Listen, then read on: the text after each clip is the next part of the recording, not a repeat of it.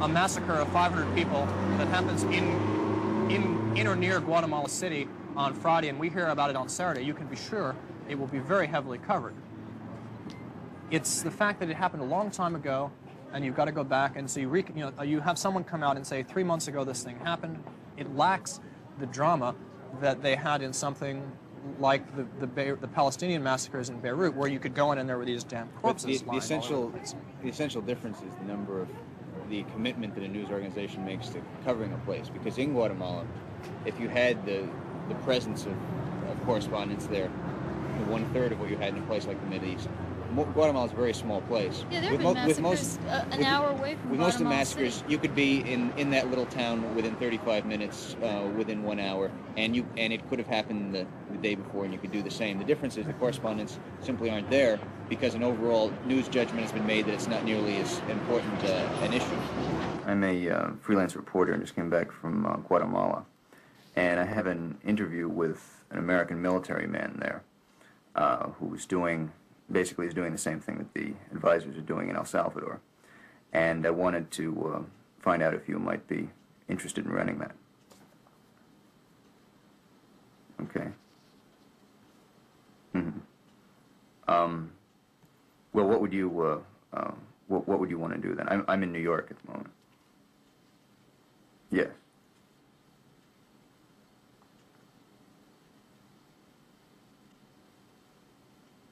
I was planning to come down there in the next few days.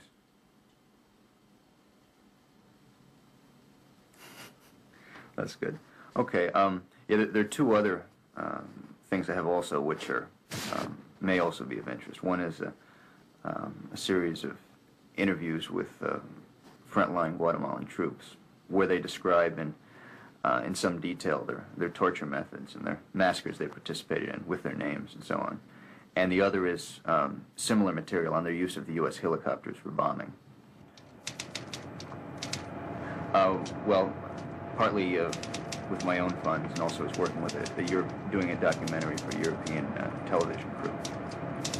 And it's called Epidemic. It's a Finnish outfit. In fact, I think you may have, the guy who's working on it mentioned he may have met you in El Salvador. Will you be there tomorrow afternoon? All right. I think I may come down sometime tomorrow morning then. What time starts to be bad for you as far as your being on deadline? 3 and 5. All right. Well, I'll give you a call sometime then. All right. Bye.